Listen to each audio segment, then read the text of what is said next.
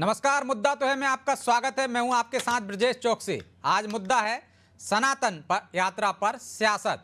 जी हां, सनातन यात्रा पर सियासत शुरू हो गई है क्योंकि बाबा बागेश्वर धाम के पंडित धीरेन्द्र कृष्ण शास्त्री यात्रा निकालने जा रहे हैं और इस यात्रा शुरू होते ही कांग्रेस से लेकर तमाम सियासतदार इसमें शामिल हो रहे हैं। कांग्रेस विधायक फूल सिंह बरैया ने धीरेन्द्र शास्त्री की पदयात्रा पर सवाल भी उठाए हैं और इसे बीजेपी की प्रायोजित यात्रा बताया, जिस पर बीजेपी ने पलटवार किया है और कहा है कि कांग्रेस दोहरा चरित्र अपना रही है। इतना ही नहीं, मौलाना शहाबुद्दीन रजवी ने यात्रा का विरोध करते हुए इसे रोकने की मांग की है, जिस पर संस्कृति बचाओ मंच ने कड़ी आपत्ति जताई और उनके खिलाफ एफआईआर दर्ज करने की मांग की है।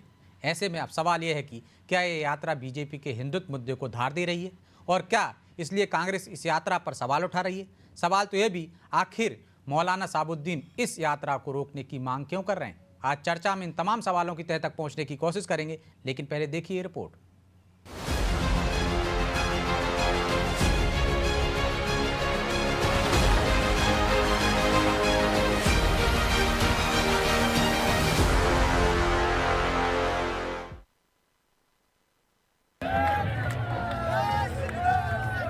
पूर्ण विराम तो तभी होगा जब भारत में हिंदुओं में, सनातनियों में एकता आ जाएगी। बंटने, बांटने और काटने जैसे नारों के बीच बागेश्वर धाम के पीठाधीश्वर पंडित धीरेन्द्र कृष्ण शास्त्री की सनातन हिंदू एकता पदयात्रा का आगाज हो चुका है। बागेश्वर सरकार ने कहना है भारत को। हिंदू राष्ट्र के नारे के साथ शुरू हुई इस यात्रा का मकसद जहां हिंदुओं को एक करना है, तो वहीं जात पात के नाम पर भी लोगों को बंटने से रोकना है। हालांकि धीरेन्द्र शास्त्री की इस यात्रा पर अब सियासी युद्ध भी शुरू हो गया है।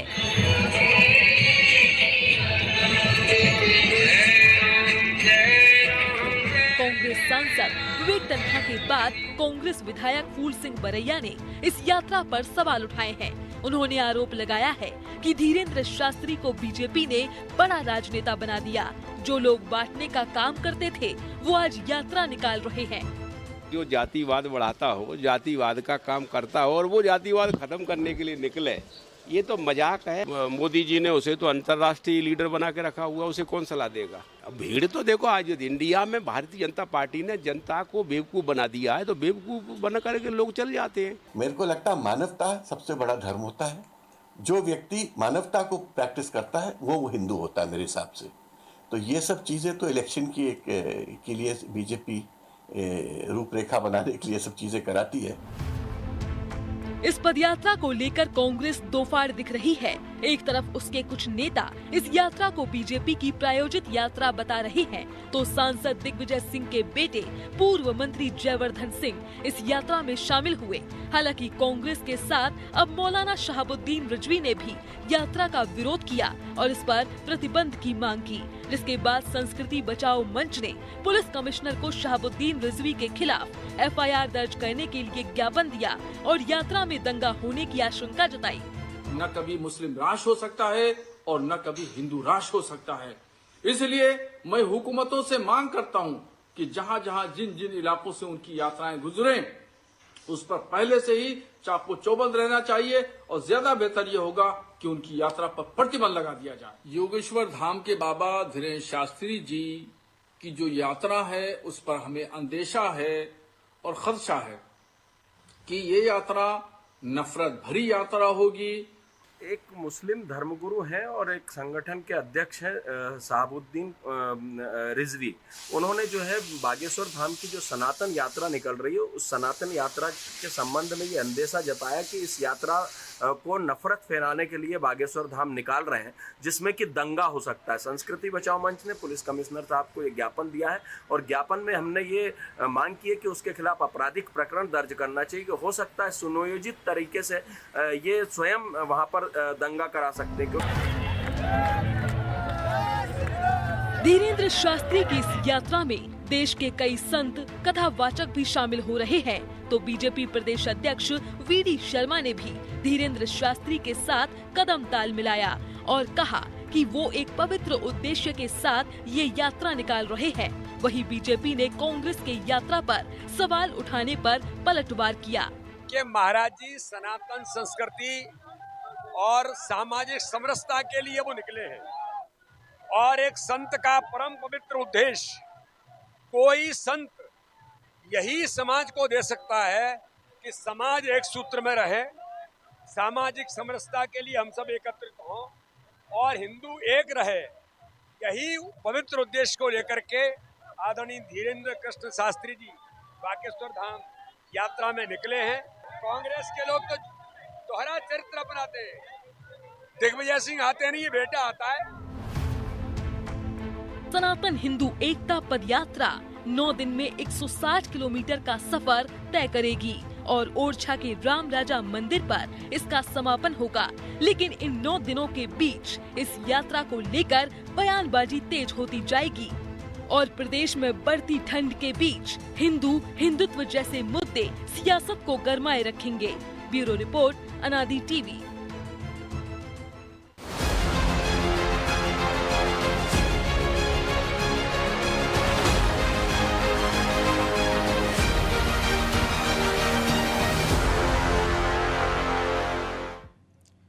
तो इस मुद्दे पर चर्चा के लिए हमारे साथ जुड़ गए हैं बीजेपी प्रवक्ता मंजरी जैन, संस्कृति बचाओ मंच के अध्यक्ष चंद्रशेखर तिवारी, मुस्लिम विकास परिषद के प्रदेश सचिव नसीमुद्दीन खान। आप सभी का बहुत बहुत स्वागत है। खान साहब, शुरुआत आपसे ही करेंगे। एक संत यात्रा लेकर निकला है। संत का काम होता है कि समाज को एक करना। जातियों में बटा समाज यदि एक करने निकल रहे हैं तो उस पर आपत्ति क्यों, उस पर प्रतिबंध लगाने की मांग क्यों? उसमें तो कांग्रेस बीजेपी के तमाम नेता शामिल हो रहे हैं, कांग्रेस के विधायक भी जयवर्धन सिंह शामिल हुए। तो इसको सिर्फ गलत नज़र से क्यों देखना? क्या संत है तो वो समाज को इकट्ठा करने का काम नहीं करेगा तो क्या करेगा? ब्रजेश जी नमस्कार, और आदरणीय संस्कृति बचाओ मंच के चंद्रशेखर जी, मंजरी जी, जैन जी, सभी को मेरा आदाब नमस्ते। देखिए, हम 21वीं सदी में जी रहे हैं। आज के जो संत हैं उनको भारतीय को जोड़ने की कोशिश करना चाहिए, समाजों को जोड़ने की आवश्यकता नहीं है। समाज और धर्म के सभी लोग जुड़े हुए हैं। दुनिया में कितने भी धर्म के मुल्क हैं या देश है, कहीं पे भी कोई भी धर्म के सभी लोग जुड़े हुए नहीं है। मानव प्रवृत्ति होती है, एक उग्र होता है, एक नव विचारधारा की। आप सबको एक जैसी सोच पे नहीं ला सकते। कोशिश ये होना चाहिए इस देश में इस वक्त की जरूरत है भारत की एकता की, भारत को शक्तिशाली बनाने की। लेकिन देखने में आ रहा है पिछले 10-12 साल से सिर्फ राजनीतिक स्वार्थ के लिए देश को धर्म और जाति में बांटकर और तरह तरह से ये इस तरह की यात्राएं और बाकी हम लोगों ने इनके वीडियो भी देखे। लेकिन वो कहाँ उन्होंने कहा है कि वो तो एक यात्रा निकाल रहे हैं ना समाज को एक करने के लिए, तो उसमें कहा है कि दुश्मनी के लिए या समाज में विघटन डालने के लिए? अरे उन्होंने ये कहा कि मुस्लिम राष्ट्र बन जाएगा। अरे भैया, अरब कंट्री मुस्लिम राष्ट्र नहीं है, दुबई नहीं है मुस्लिम राष्ट्र, वहां पे भी लाखों हिंदू रह रहे हैं, पाकिस्तान में भी दीगर मजहब के लोग रह रहे हैं। दुनिया के हर देश में अलग अलग जाति और धर्म के लोग सदा से रहते आ रहे हैं। अब यहाँ पे इन्होंने कहा कि मुस्लिम राष्ट्र बन जाएगा। ऐसे कैसे बन जाएगा? जो पाकिस्तान था वो आज तक बन नहीं पाया, वो बिगड़ चुका है, बांग्लादेश बिगड़ चुका है। राष्ट्र बनाने का नहीं कहा है उन्होंने, ये अरे भैया आदरणीय चंद्रशेखर, उन्होंने ये कहा है कि हिंदू राष्ट्र बनाने की बात कही है। ना, मैंने कल भी सुना है उनको कि अगर हम लोग नहीं जाएंगे तो उनके कहने से बन जाएगा क्या? खान साहब चलिए, उनके कहने से बन रहा है क्या? तो क्यों हम सबको अपनी बात कहने का हक है ना। बहुत सारे लोग बहुत बातें कह देते हैं, सबको अधिकार है अपनी बात कहने का, संविधान में अधिकार दिया है ना। लेकिन यात्रा पर रोक लगा दीजिए, इससे कुछ गड़बड़ी हो जाएगी, ये कहाँ से हो रहा है? दंगा हो जाएगा। और सुनिए, एक गंभीर और जिम्मेदार व्यक्ति को जिम्मेदारी की बात करना चाहिए। मैं शिक्षक हूँ, मेरे अल्फाज वही निकलेंगे जो प्रेरणा देंगे। मैं आग लगाने वाली बात नहीं करूंगा। अगर एक धर्म गुरु इस तरह की बात करते हैं तो हमें शर्म आती है। उनका काम है, युवा है, बहुत तो AIMIM के नेता बोलते हैं कि 15 मिनट पुलिस को हटा लीजिए, तो उसमें भी शर्म आनी चाहिए ना खान साहब, कि इसी में शर्म आएगी। कब बोला है? देखो पुरानी बातों को क्यों दोहरा? अच्छा, पुरानी बात हो गई है तो उनको बोलने का अधिकार है, पहले बोल चुके, अब नहीं बोलना चाहिए, ये कहने का मतलब। अभी इस तरह का कोई बयान नहीं आया। उन्होंने घड़ी देख के जो चुनाव आयोग ने हमसे कहा कि 10 बजे के आसपास 10 बजे के करीब प्रचार बंद होना चाहिए। 9:45 बजे वो कह रहा है कि 15 मिनट बाकी है। 15 मिनट को आपने उस 15 मिनट से जोड़ दिया, तो ये तो हमारी संकीर्ण मानसिकता की निशानी। आप कहीं की बात कहीं पर जोड़ा जा रहा है, ये मीडिया का काम है। और जो लोग गलत सोच के लोग हैं उन्होंने इसको जोड़ दिया है। और दिल्ली के 4 लाख, दिल्ली के मैदान में 4 लाख लोग एकत्रित करने वाली बात, उस पर क्या कहेंगे आप? आ रहा हूं, मैं आपके पास आ रहा हूं। लेकिन ये तो भेदभाव हो गए ना, पक्षपात हो गए ना खान साहब। यदि आप ईमानदारी से बात कर रहे हैं तो दोनों पक्ष की सर पर आपको शर्म आना चाहिए। इस तरह के बयान किसी को नहीं देना चाहिए। लेकिन आप कह रहे हैं कि एक पक्ष ने का आपने तोड़ मरोड़ के पेश कर दिया, एक पक्ष का आपने मान लिया कि नहीं वो तो कह रहे हैं तो सही है वो। ना आप 15 मिनट का समय जो चुनाव आयोग ने दिया 10 बजे के तक प्रचार कर सकते हैं, आप उस 15 मिनट को कहीं और क्यों जोड़ रहे हैं? मैं तो सीधी बात कर रहा हूं। ये तो पहली बार नहीं कहा ना। 15 मिनट उससे पहले भी कह चुके हैं, खुलेआम कह चुके हैं 15 मिनट। ये तो बात की बात कर रहा हूं। तो उसमें आपने कह दिया पहले का छोड़ दीजिए। क्यों छोड़ दीजिए भाई? अब गले मुर्दे कब तक उछालेंगे? इस बीच पिछले 10 सालों में क्या नहीं हो गया है हमारे देश में, कितनी नफरतें बढ़ गई। हम क्या उन बातों को उठाएंगे? हमें आगे देखना है कि हम आगे क्या करेंगे। आप लोगों ने उस बात का विरोध किया क्या कभी? वो कह रहे हैं गले मुर्दे क्यों उखाड़ रहे हैं? नसीमुद्दीन जी, आपने कभी इन लोगों का विरोध किया क्या? इस प्रकार के मुस्लिम जो स्कॉलर हैं या मुस्लिम नेता, इनका आपने कभी विरोध किया क्या? आप लोग अगर इनका विरोध करने लगते तो ये बातें उत्पन्न ही नहीं होती। आज आप इनकी बातों का तो अनुसरण करते हैं, और अगर हमारे बागेश्वर धाम ने हिंदू राष्ट्र की बात कह दी तो आपको बुरी लगने लगी। आप कह रहे शर्म आना चाहिए। अरे शर्म तो आप देखिए, पूरे देश को बुरा लग रहा है। आप नहीं देखिए हमारे धर्म, आप अपने जो है शाही इमाम से कहिए ना, वो भी यात्राएं निकालें। हम थोड़ी मना कर रहे हैं। सनातन धर्म का जो भी धर्म गुरु है, जो भी हमारा अनुयायी है, हम जिसका अनुसरण करते हैं, जिनके लाखों लोग फॉलोअर हैं, वो अगर कोई बात कहते हैं तो उनका हमें अनुसरण करना है। और अगर धर्म को जागृत करने या हिंदू समाज को जागृत करने का उद्देश्य ये नहीं है कि धीरेन्द्र कृष्ण शास्त्री जी ने ये कह दिया कि हिंदू समाज के सारे सनातन धर्मी तलवारें लेकर आ जाएं। वो सनातन धर्म को जागृत करने की बात कर रहे हैं। जागृति कई तरीके से आती है नसीमुद्दीन जी, मेरी बात को पूरा सुनिए। जागृति कैसे आती है? आप मेरी बात पूरी सुनिए नसीमुद्दीन जी, मेरी बात सुनिए। आप बताइए, आप क्या जो आपको पूरा मौका दूंगा, जो मुवज्जिन जो रहते हैं, मुल्ले मौलवी जो रहते हैं, जमातें जो जाती हैं, तो आप 5-7 लोगों को एकत्रित करके यही बताते हैं ना कि 5 वक्त की नमाज अदा करना चाहिए, नमाज की पाबंदी करना चाहिए। आप जुमे की, मेरी बात सुन लीजिए, मैं आपके धर्म के विषय में भी जानता हूं, इसलिए आपसे बात करता हूं। और भोपाल में इतना बड़ा इज्तिमा लग रहा है, वहां पे आपकी पूरी जमातें इकट्ठा होंगी। आप जमातें इकट्ठी होकर वहां पर क्या कर रही है? यही करेंगी ना कि आप 5 वक्त के नमाजी होइए, 5 वक्त नमाज पढ़ा करिए, आप जुमे की नमाज अदा करिए, रमजान में रोजे रखा करिए, तरावी पढ़ा करिए। यही आपके धर्मगुरु बताते हैं ना, तो उसमें बुराई क्या है? वो ये तो नहीं बोलते कि तो हमारे यहाँ भी हिंदू समाज को जागृत करने का उद्देश्य ये है कि भाई मंदिर जाया करिए, आरती में सम्मिलित हुआ करिए, आप तिलक लगाया करिए, शिखा को रखा करिए, जनेऊ धारण करिए। ये सब हिंदू समाज को जागृत करने की आवश्यकता है। ऐसा नहीं है कि उनने ये कह दिया धीरेन्द्र कृष्ण शास्त्री जी ने अगर यात्रा निकाल रहे तो, और उनकी चिंता करने का काम है, वो समाज की अगुवाई कर रहे हैं। जो समाज का धर्मगुरु होता है उसको समाज की चिंता और चिंतन दोनों की आवश्यकता होती है। तब तो उसने अपना सर्वस्व निछावर करके और ये धर्मगुरु का चोला पहना है, नहीं तो उसको वो भी अपने घर में बाल बच्चे पाल सकता है। लेकिन समाज को जागृत करने की जिम्मेदारी धीरेन्द्र कृष्ण शास्त्री जी ने अगर स्वीकार करी है, उसके हम लोग लाखों क्या करोड़ों अनुयायी है पूरे विश्व में, और उसका अनुसरण वो लोग कर रहे हैं। लेकिन इसमें शहाबुद्दीन जैसे लोग कह रहे दंगा हो सकता है, तो क्या तुम्हारी पहले से प्लानिंग है कि तुम वहां पथराव करा दोगे? हमने तो कभी किसी मुहर्रम के जुलूस पर पथराव नहीं फेंका। हम तो आपका जब चहल्लुम होता है तो उस पर ठंडा पानी फेंकते हैं कि हमारे मुस्लिम भाई को जो पीड़ा हुई होगी उस पर ठंडक पहुंचेगी। हमने तो कभी किसी मुहर्रम के जुलूस में इस प्रकार की प्रतिक्रिया नहीं की। लेकिन आपके हनुमान जयंती और रामनवमी के जुलूस पर जरूर आपके लोगों द्वारा पथराव किया गया और इस प्रकार की बदसलूकी की गई। अभी तत्काल की घटना है जो कि राजस्थान में गरबे तक को रुकवाने का प्रयास किया गया, वहां तक पथराव किया गया। हर धर्म में होता है, सामाजिक तत्वों की करतूतों के लिए प्रशासन को जागरूक रहना चाहिए। लेकिन इस तरह की बात ही क्यों करना? तो अब धर्म के लोग ही उसी वर्ग से लोगों को विरोध करना चाहिए ना, गलत बात है। आप लोगों को उनका बहिष्कार करना चाहिए ना। साई इमाम जी का काम केवल फतवा जारी करने का नहीं है, साई इमाम जी का काम यह भी है कि वो अपने जो धर्म के अनुयायी लोग हैं अगर उनकी बात का लोग अनुसरण करते हैं तो उनकी जिम्मेदारी बनती है कि जो लव जिहाद की घटनाओं को अंजाम देते हैं, जो हमारी बहन बेटियों को टुकड़े करके जो है अटैची में बंद कर देते हैं, उन जैसे लोगों का सामाजिक और जो है वो बहिष्कार होना चाहिए।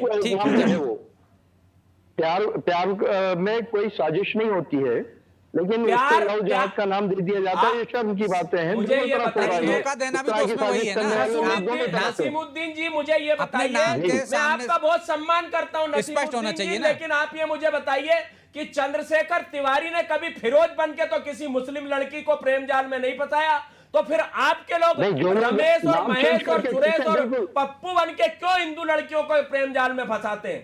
और जब उनके साथ सारे अप्राकृतिक कृत्य कर लेते हैं उसके बाद उनके साथ ब्लैकमेलिंग करते हैं। कई घटनाएं हैं, पहली घटना नहीं है, हमको कई वर्षों से इस लड़ाई को लड़ते चले आ रहे हैं। नाम बदल के कर रहे हैं, वो असामाजिक लोग हैं, उससे पूरे समाज को, तो भाई तो कह रहे हैं कि समाज को ऐसे लोगों को बहिष्कृत करना चाहिए ना। आपको मुस्लिम धर्म से उसे अलग कर देना चाहिए, परिवार का बहिष्कार करना चाहिए। स्वागत किया चंद्रशेखर जी, ऐसे लोग की हमने कोई यात्रा नहीं निकाली, हमने कोई स्वागत नहीं किया, हमने कहीं उनका तो ये यात्रा कौन सी निकाल रहे हैं? यात्रा तो उनके धर्म के धर्मगुरु निकालते हैं, तमाम धर्मगुरु यात्रा निकालते हैं जी। आप भी इतना बड़ा आयोजन हो रहा है भोपाल में जितमा का, तो उसमें भी तो धार्मिक बातें होंगी ना, समाज को एक करने की बातें होंगी ना, मुस्लिम समाज को एक करने की यात्रा निकल रही है, हम उसका स्वागत करते हैं। आपका इस्तीमा मतलब हमारे यहाँ जो महाकुंभ होता है उसी प्रकार से आपका इस्तीमा होता है। देते हैं हमें, कहीं कोई हिंदू मुस्लिम राष्ट्र नहीं बन रहा है, पूरी दुनिया में नहीं बना। आपको भी पता है ना, नहीं बन रहा है,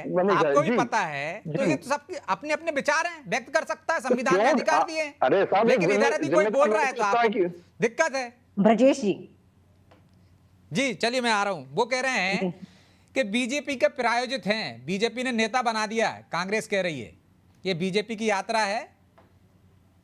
देखिए ब्रजेश जी, सबसे बड़ी बात तो यह है कि बागेश्वर बाबा जी जो हैं वो हमारे आस्था के केंद्र हैं और करोड़ों लोग उनके फॉलोअर्स हैं और सिर्फ भारत में नहीं देश विदेश में सभी जगह उनकी ख्याति है।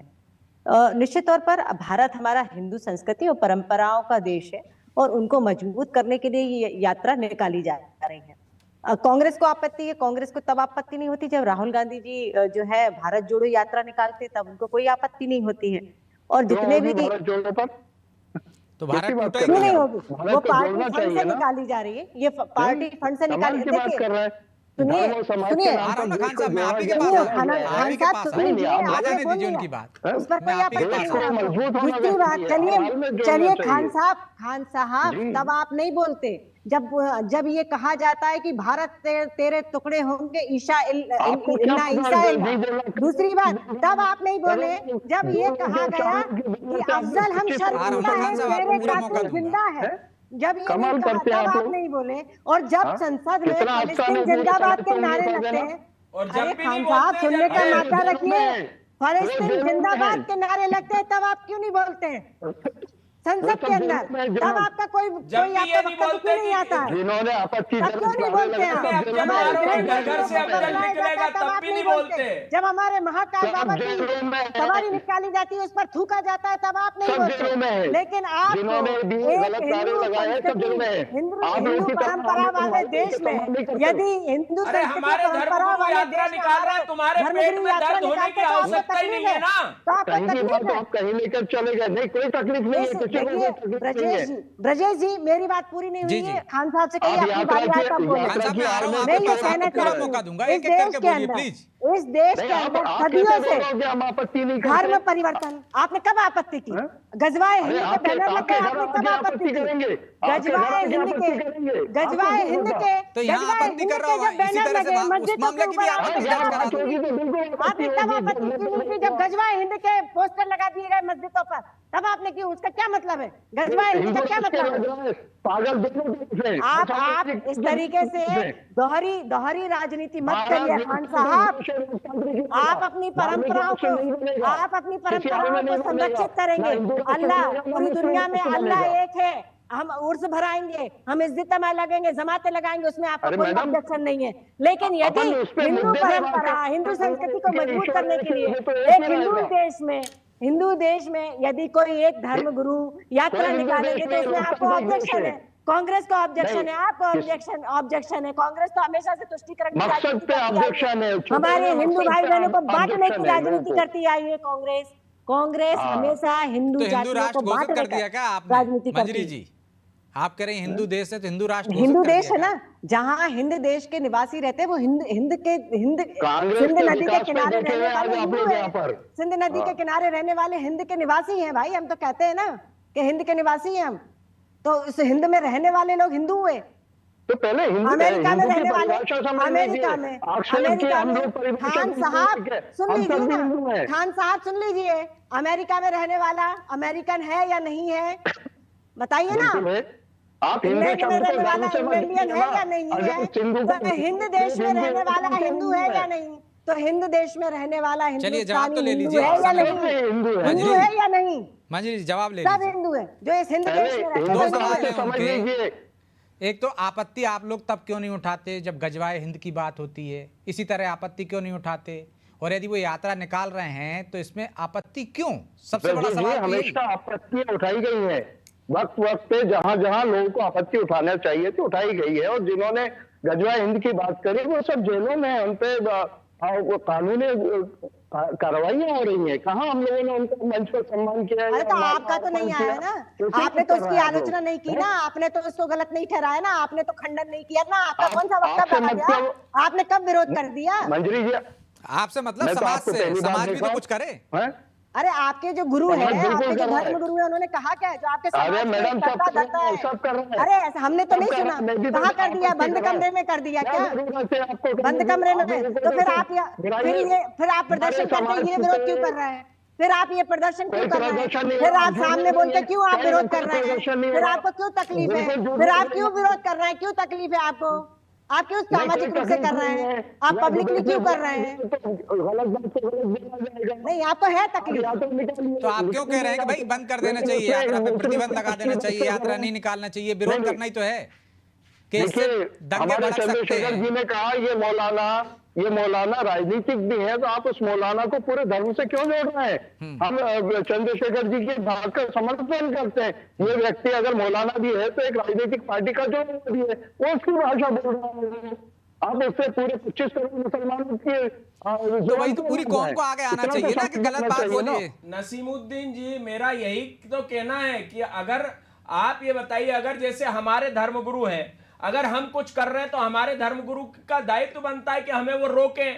तो आपके धर्मगुरु जो है, आपके शाही इमाम जो दिल्ली में बैठकर ईद की घोषणा करते हैं कि ईद इस तारीख को होगी, जिंदाबाद के नारे लगाए, उनकी बात को आप अनुसरण करते हैं, तो क्या वो नहीं कह सकते शहाबुद्दीन को, या उन लोग को नहीं कह सकते जो कहते हैं कि 4 लाख इकट्ठे करेंगे, और उनको नहीं कह सकते कि 15 मिनट में ये कर देंगे? ये से लोग ही तो आपके प्रति घृणा पैदा कर रहे हैं। देश में तो आपकी भी जिम्मेदारी बनती है ना, आप भी तो समाज के अंग हैं। देश में कानून का राज है, 4 लाख इकट्ठा होंगे, तो यहाँ भी कानून अपना काम करेगा, कुछ गलत होगा ना तो यहाँ तो कानून अपना काम करेगा ही ना। सनातन की हमारा धर्म गुरु यात्रा निकाल रहे हैं, माफी चाहता हूँ तिवारी जी, खान साहब, मंजरी जी, माफी चाहता हूँ, समय की बाध्यता है इसलिए चर्चा को यहीं विराम देना होगा। आप तीनों का बहुत बहुत धन्यवाद। तो निश्चित तौर पर सनातन यात्रा पर सियासत नहीं होना चाहिए। एक संत आदमी यदि यात्रा निकाल रहा है समाज को एक करने के लिए, तो इस पर बखेड़ा क्यों? जबकि इसी यात्रा में हमने देखा है कांग्रेस विधायक भी जा रहे हैं, लेकिन कांग्रेस दो खेमों में बटी नजर आ रही। एक पक्ष कहता है कि यह यात्रा बीजेपी प्रायोजित है, दूसरा पक्ष इसमें शामिल होता है। और वहीं यदि कोई समाज का किसी वर्ग का व्यक्ति इस पर प्रतिबंध लगाने की बात करता है तो निश्चित तौर पर इस पर कार्रवाई होनी चाहिए और देखना चाहिए कि क्यों प्रतिबंध की बात की जा रही, कहीं कोई साजिश तो नहीं है। बहरहाल मुद्दा तो है। मैं इतना ही, मुझे दीजिए इजाजत और आप देखते रहिए अनादि टीवी। नमस्कार।